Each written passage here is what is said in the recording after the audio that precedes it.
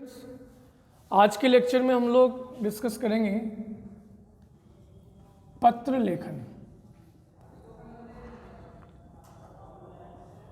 जो कि रचना लेखन के अंदर एक महत्वपूर्ण टॉपिक रखता है। पत्र लेखन, पत्र लेखन जो टॉपिक है ये सीबीएसई बोर्ड में 5 अंक का प्रश्न पूछा जाता है। पत्र लेखन, अब प्राचीन समय में भी पत्र लिखे जाते थे, आज नवीनतम समय में भी पत्र लिखे जा रहे हैं, लेकिन दोनों का एक ही माध्यम कि पत्रों के माध्यम से इंडिविजुअल और ऑफिशियली, व्यक्तिगत रूप से हो चाहे सार्वजनिक रूप से हो चाहे आधिकारिक रूप से हो, जब अपनी बातों को परिवार के पटल पर, समाज के पटल पर या राष्ट्रहित के पटल पर रखा जाए तो अपनी बात को किस अभिव्यक्ति के माध्यम से हम समझा सकें, तो पत्रों ने उस अभिव्यक्ति को पूरा करने का प्रयास किया है। सबसे पहले पत्र लिखने के लिए जो मूलभूत प्रायोरिटी है, तो हम पत्र की परिभाषा हम एक बार जान लेते हैं कि एक्चुअल में पत्र की परिभाषा क्या होनी चाहिए। जब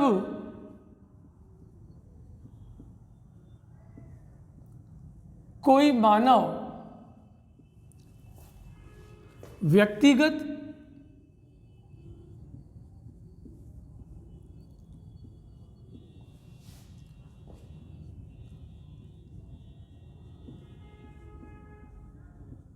या सार्वजनिक मंच पर व्यक्तिगत या सार्वजनिक मंच पर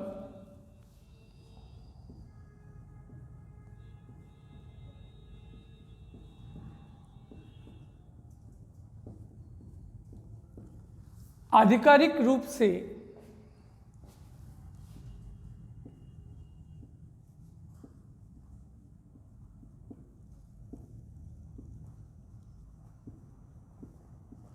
अपनी अभिव्यक्ति दे,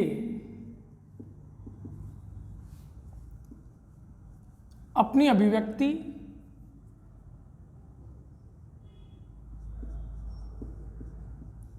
किसी लेखन के माध्यम से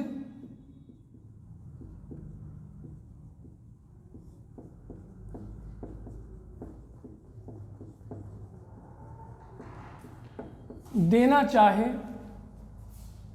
तो वह पत्र कहलाता है।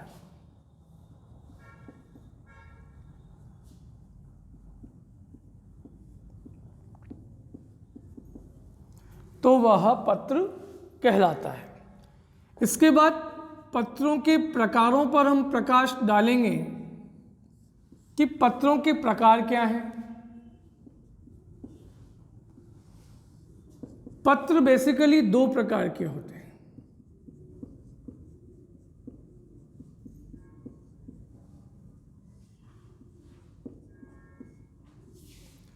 एक पत्र आपका कहलाया औपचारिक पत्र,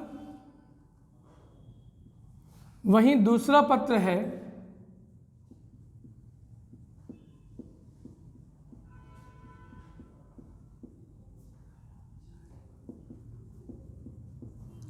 अनौपचारिक पत्र। पहला हुआ औपचारिक, दूसरा हुआ अनौपचारिक। औपचारिक पत्र को हम कह सकते हैं इंग्लिश के अंदर फॉर्मल लेटर, और अनौपचारिक को हम नाम दे सकते हैं इनफॉर्मल लेटर। औपचारिक पत्र की अगर हम सबसे पहले बात करें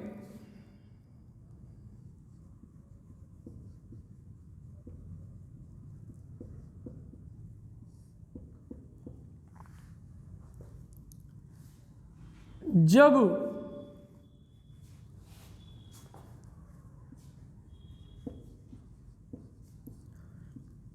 कोई विभाग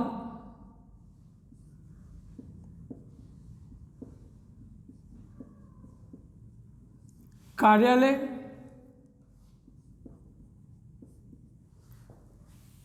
संस्था का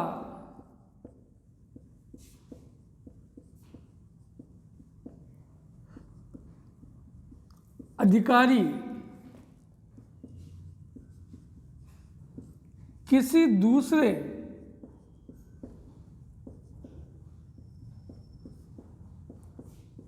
विभाग को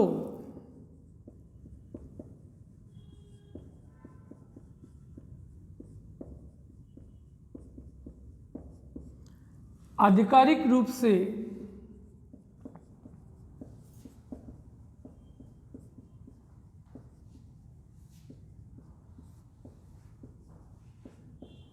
कोई पत्र लिखता है तो उन्हें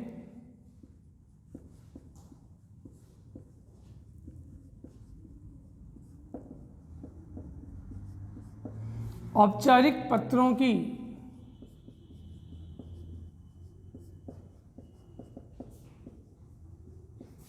श्रेणी में रखा जाता है।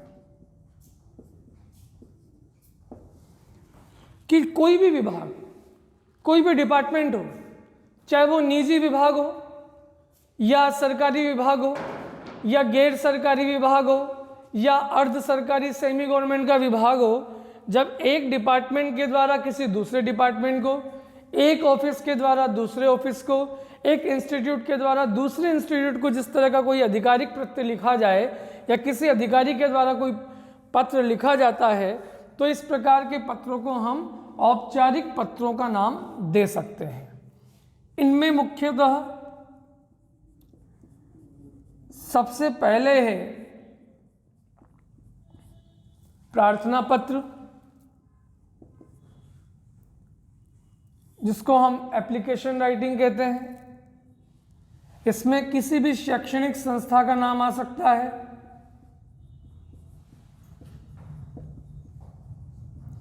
जितने भी शिक्षा संबंधित विद्यालय, कॉलेज, स्कूल प्रशासन या मैनेजमेंट से रिलेटेड कोई शिक्षा का हो, तो शैक्षणिक संस्थाओं से संबंधित जितने भी पत्र हैं वो प्रार्थना पत्र के प्रारूप से लिखे जाते हैं। दूसरा नंबर है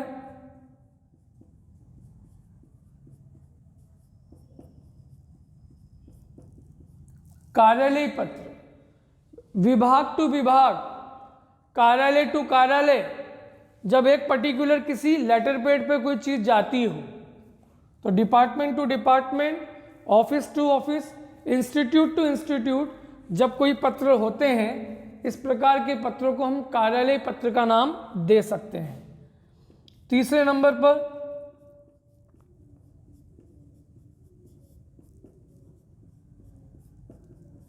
शिकायती पत्र। किसी विभाग में किसी भी तरह का काम चल रहा हो और वो काम सुचारू रूप से ना चले, उसमें कोई ना कोई गड़बड़ी हमें पाई जाए, जैसे फॉर एग्जांपल जल विभाग है, वाटर वर्क्स डिपार्टमेंट है। अब वाटर वर्क्स डिपार्टमेंट का काम होता है सुचारू रूप से पेयजल की आपूर्ति करवाना, टाइम टू टाइम हर मोहल्ले को जल आपूर्ति करवाना। कहीं किसी मोहल्ले में ज़्यादा पानी आ रहा है तो दूसरे की खपत कम आ रही है, उसकी निगरानी करना, पाइपलाइन की रखरखाव करना। ये जितने भी तमाम संबंधित कार्यक्रम हैं, अगर वो डिपार्टमेंट उनसे संबंधित किसी भी प्रकार की गड़बड़ी में पाया जाए, तो एक आमजन, एक नगर का शहरवासी उस डिपार्टमेंट के खिलाफ अपनी शिकायत दर्ज करवाने के लिए शिकायती पत्र लिखेगा। तो एक तरह से वो भी एक आधिकारिक पत्र हुआ। तो शिकायत वाले पत्रों में डिपार्टमेंट की किसी भी गड़बड़ी को अगर हम दिखाना चाहें, किसी की आपको शिकायत करनी हो, कोई कंप्लेंट करनी हो, तो इस प्रकार के पत्रों को हम शिकायती पत्र यानी औपचारिक पत्र के इस भाग में रखेंगे। चौथे नंबर पे आता है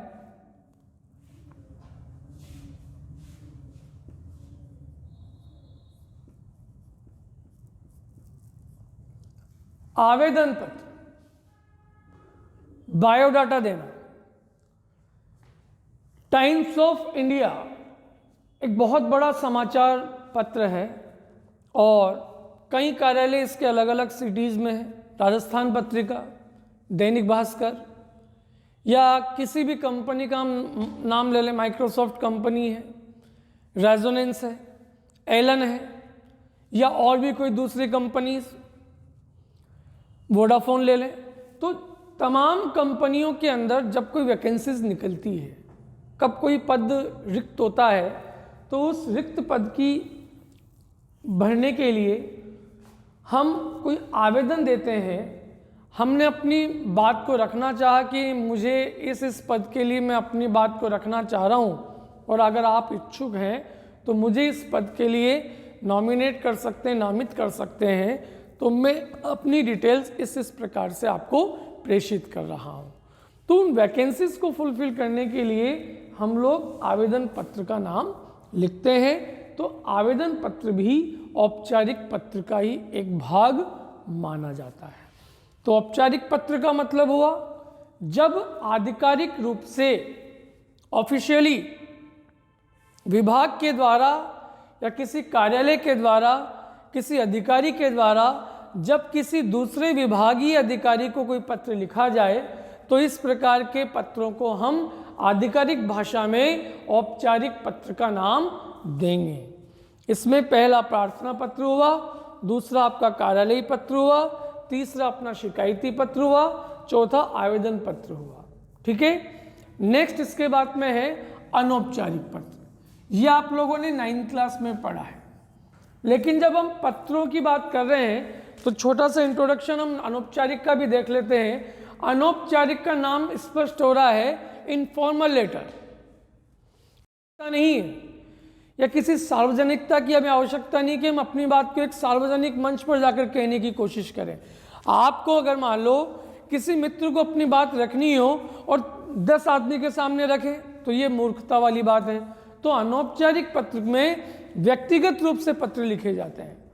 पापा या मम्मी को जो पत्र लिखे जाएं, अंकल आंट को जो पत्र लिखे जाएं, अपने फैमिली मेंबर्स को जो पत्र लिखे जाएं, अपने रिश्तेदार हुए या अपने मित्र हुए, तो इस प्रकार के पत्रों को हम अनौपचारिक पत्र का नाम देंगे। तो कहने का मतलब जब किसी मनुष्य के द्वारा अपने किसी परिचित, अपने किसी रिश्तेदार जिनको हम जानते हों, वो अनजान नहीं हो सकता, तो उनको अगर किसी प्रकार की समस्याओं से संबंधित, अपनी आवश्यकताओं को पूर्ति से संबंधित जब किसी प्रकार का पत्र लिखा जाएगा तो वे पत्र अनौपचारिक पत्रों की श्रेणी में रखे जाएंगे। अनौपचारिक पत्र में 4 प्रकार के पत्र विशेष रूप से हम गिन सकते हैं। इसमें पहला हुआ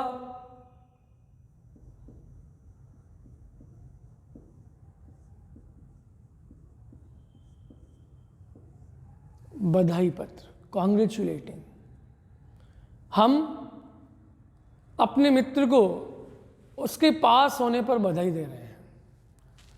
वो भी कांस्टेबल के एग्जाम में पास हुआ है और बहुत अच्छे नंबरों से उसका चयन हुआ। आपको उसके बारे में मालूम पड़ा, आप लेकिन शहर में मौजूद नहीं हो, दूसरी जगह हो, आने में आपको लगभग 2 से 3 महीने लग जाएंगे।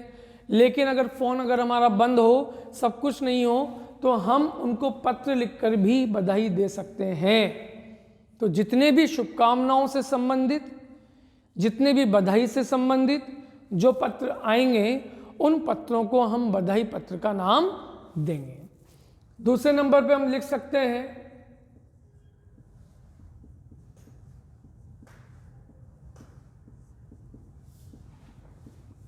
सांत्वना पत्र, कॉन्डोलेंस, सहानुभूति। फॉर एग्जाम्पल, अगर मान लो अपने किसी मित्र, फॉर एग्जाम्पल राकेश की दुर्घटना में मृत्यु हो गई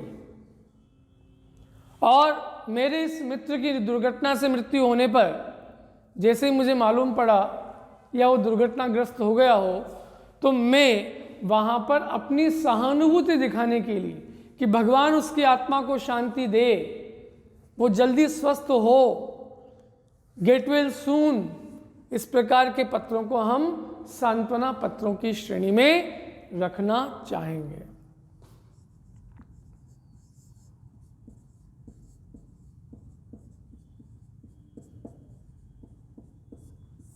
निमंत्रण पत्र, इनविटेशन। किसी बच्चे का जन्म हुआ, उसने कोई पार्टी रखी उसके बर्थ पर या उसके बर्थडे पर,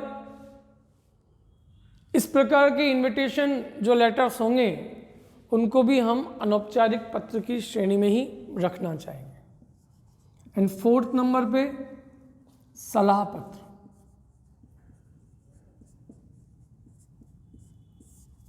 हम सब इस समय टीन एज में हैं और हमें एडवाइस और सजेशंस की बहुत ज़्यादा आवश्यकता होती है। आप कोटा में आईआईटी करने के लिए आए हुए हो, हम मेहनत भी कर रहे हैं, कभी कभार हमारा माइंड डिस्ट्रैक्ट भी हो जाता है, नए डायरेक्शन में चला जाए, लेकिन हमारे पिताजी हमें फ़ोन करके या किसी न किसी माध्यम से हमें बताते रहते हैं। तो जब पिता पुत्र को कोई सलाह दे, कोई एडवाइस दे, कोई सजेशंस पहुंचाए, तो सलाह पत्र के माध्यम से हम वो एडवाइस दे सकते हैं। तो चाहे वो मित्र की सलाह की बात हो, अपने छोटे भाई बहनों को सलाह देने की बात हो, अपने बराबर वालों को सलाह देने की बात हो, तो जहाँ पर इस प्रकार के पत्र होंगे उनको हम इनफॉर्मल लेटर में रखेंगे। फॉर्मल लेटर के अंदर आधिकारिक रूप से पुष्टि की जाती है, जबकि यहाँ पर व्यक्तिगत रूप से किसी परिचित व्यक्ति को जाना जाता है। ठीक है, तो इस प्रकार से ये हमारे पत्र की परिभाषा और पत्र के प्रकार होते हैं। पत्रों के प्रारूप के बाद या पत्रों के प्रकार और उनकी परिभाषाओं के बाद हम बात करेंगे औपचारिक पत्र में। जो पहला हमने पढ़ा प्रार्थना पत्र की इंट्रोडक्शन में, तो प्रार्थना पत्र का प्रारूप क्या हो सकता है। एप्लीकेशन राइटिंग, जहां हम किसी शैक्षणिक संस्था के द्वारा अपनी बात को किसी न किसी माध्यम से रखा जाए। तो प्रार्थना पत्र के जो फॉर्मेट होना चाहिए वो फॉर्मेट मैं आपको बता दूं। सबसे ऊपर बाएं साइड में, लेफ्ट हैंड साइड के बिल्कुल कॉर्नर में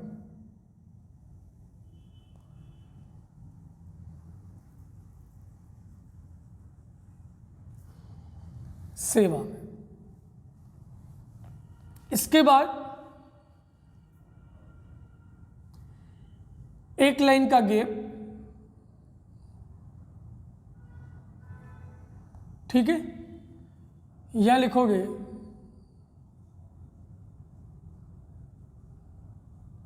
श्रीमान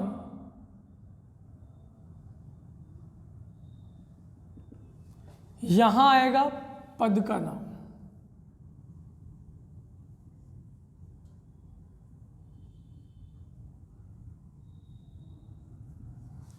पोस्ट नेम, बिना कोई लाइन छोड़े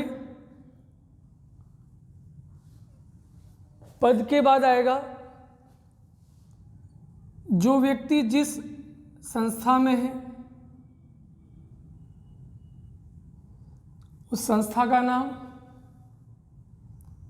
अगर वो कोई विद्यालय का पदाधिकारी है विद्यालय का नाम, या फिर किसी डिपार्टमेंट से संबंधित है तो उसके विभाग का नाम।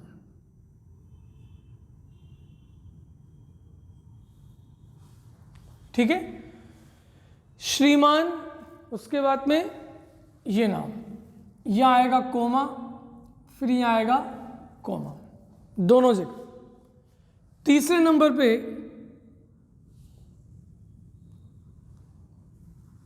स्थान,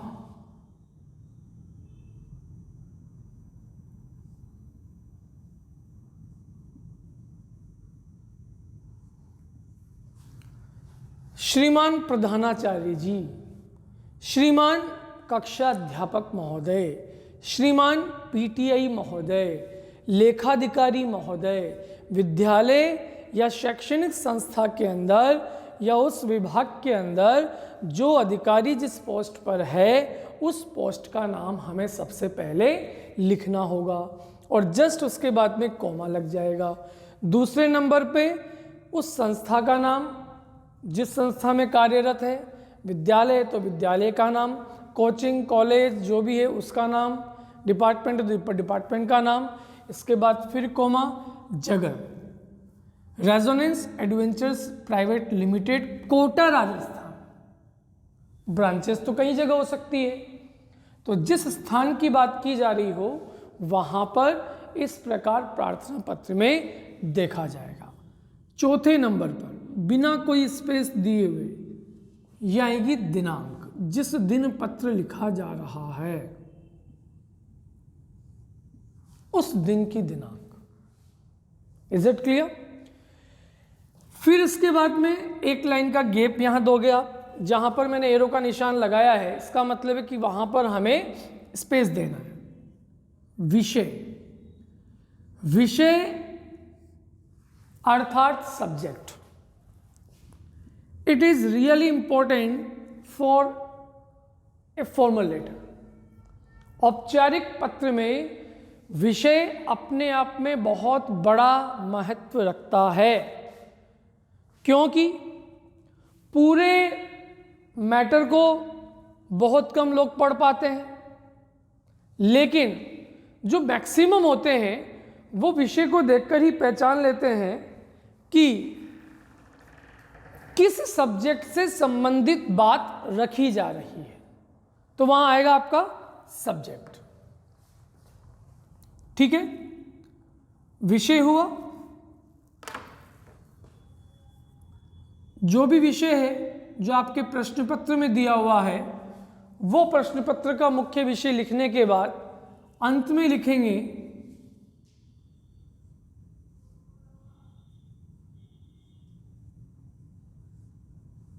के लिए,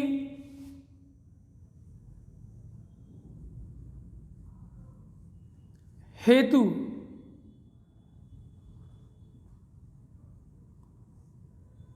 या बाबत, तीनों में से एक। फिर एक लाइन का गैप, यहां लिखेंगे मान्यवर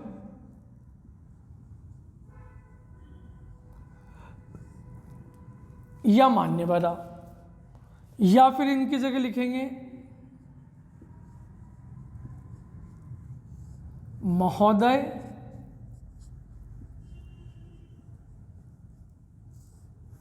या महोदया, कोमा। फिर जहां हमने कोमा लगाया है उपर्युक्त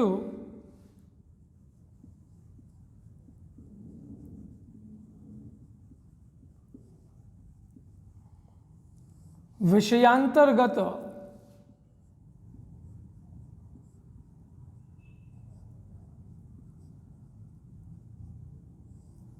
नम्र निवेदन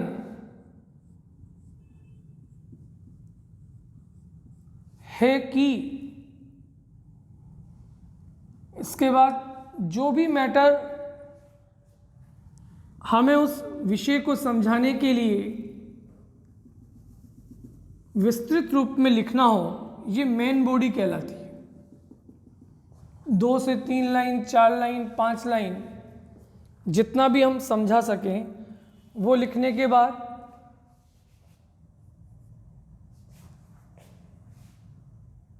आपका मैं सदैव आभारी रहूंगा। अंतिम लाइन, मैं सदैव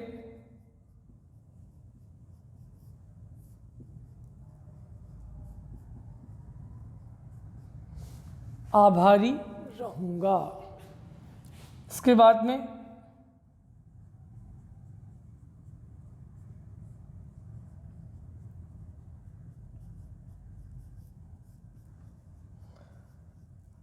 आपका आज्ञाकारी शिष्य या आपकी आज्ञाकारी शिष्या का नाम आ गया, रोल नंबर है तो रोल नंबर आ गया, कक्षा है तो कक्षा, सेक्शन यानी वर्ग, ये तमाम चीज़ें हम उस प्रार्थना पत्र के फॉर्मेट में रखेंगे। तो इस प्रकार प्रार्थना पत्र में हम उन तमाम चीज़ों को यहाँ पर रख सकते हैं। ये हुआ आपका प्रार्थना पत्र का फॉर्मेट जो किसी भी शैक्षणिक संस्था के लिए आ सकता है। अब हम बात करते हैं कार्यालयीय पत्र या आवेदन पत्रों की या शिकायती पत्रों की। प्रार्थना पत्र का फॉर्मेट तो यही रहने वाला है, ठीक है। इसके बाद कार्यालयीय पत्र में चाहे शिकायती पत्र हो चाहे आवेदन हो, तीनों का लगभग एक जैसा फॉर्मेट।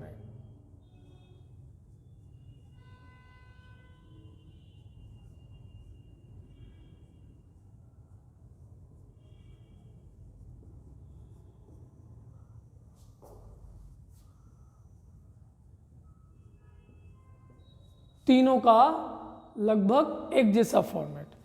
आवेदन में क्या होता है, हमारे जो डॉक्यूमेंट्स हैं वो आपकी एप्लीकेशन के जस्ट बाद में अटैच हो जाते हैं। शिकायती पत्र और आवेदन पत्र, ये आपका कार्यालयीय पत्र जो है वो एज इट इज़ वैसा का वैसा रहने वाला है। तो जो चेंजेस हैं वो आपको बता दूं।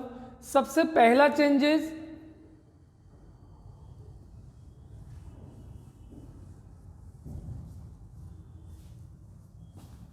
जो हमने प्रार्थना पत्र में सबसे पहले लिखा था सेवा में, वहां सबसे ऊपर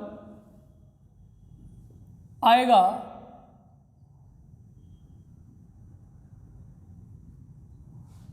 दो लाइन के अंदर भेजने वाले का पता, पत्र कौन लिख रहा है, प्रेषक का पता, 2 लाइन्स के अंदर। शास्त्री नगर, दादावाड़ी, कोटा, राजस्थान। मकान नंबर भी है तो मकान नंबर 596, शास्त्री नगर, दादावाड़ी, कोटा, राजस्थान। इस तरह से 2 लाइन के अंदर प्रेषक यानी भेजने वाले का, जो पत्र लिख रहा है, भेज रहा है, राइटर्स का एड्रेस आएगा। तीसरी पंक्ति में यहां आएगी दिनांक उस दिन की। तो ये तो हुआ पहला चेंजेस आवेदन, शिकायती या कार्यालय के लिए। प्रार्थना पत्र में आवश्यक नहीं था। इसके बाद में एक लाइन का गैप और यहां दे दोगे आप सेवा, ठीक है। इसके बाद में सेम एज इट इज श्रीमान, पद का नाम आ जाएगा। दूसरी लाइन में विभाग का नाम आ जाएगा। तीसरी लाइन में स्थान का नाम आ जाएगा। यहां लिख दिया हमने।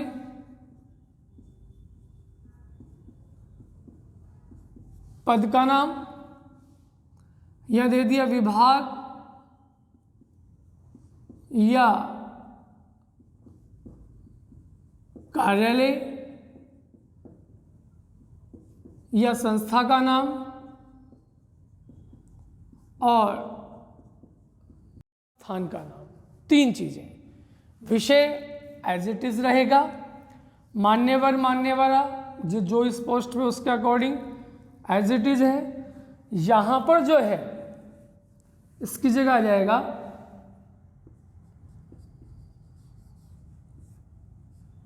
प्रार्थी, चाहे मेल हो चाहे फीमेल हो, यह आपका नाम आ जाएगा। एड्रेस हमारा ऊपर ऑलरेडी गिवन है। तो इस तरह से कार्यालय शिकायती आवेदन एक तरह से होगा और हमारा प्रार्थना पत्र का फॉर्मेट दूसरी तरीके से रखा जाएगा। इस तरह से ये औपचारिक पत्र के आपके दोनों फॉर्मेट आपके सामने हैं। चाहे हम कार्यालय पत्र की बात करें, चाहे आवेदन पत्र की बात करें, चाहे शिकायती पत्र की बात करें, या फिर हम कह सकते हैं या प्रार्थना पत्र की बात करें, दोनों ही प्रकार के फॉर्मेट मैंने आपको यहाँ पर इस लेक्चर के अंदर बता दिए हैं। कि यहाँ इस तरह से इन दोनों पत्रों के अंदर ये चेंजेस है। यहाँ पर जो दिया हुआ है तीनों में कोमा लगेगा, यहाँ कोमा, यहाँ फुल स्टॉप जिसको पूर्ण विराम कहते हैं। श्रीमान जल कार्यकारी अध्यक्ष या नगर निगम अधिकारी या नगर निगम महापौर, जो भी जिसको पत्र लिख रहे हो, उसके बाद डिपार्टमेंट का नाम आ गया, स्थान का नाम आ गया, सब्जेक्ट जो दिया हुआ है वो सब्जेक्ट आ गया, बाकी एज इट इज। ठीक है, तो इस तरह से ये हमारे औपचारिक पत्र समाप्त होते हैं।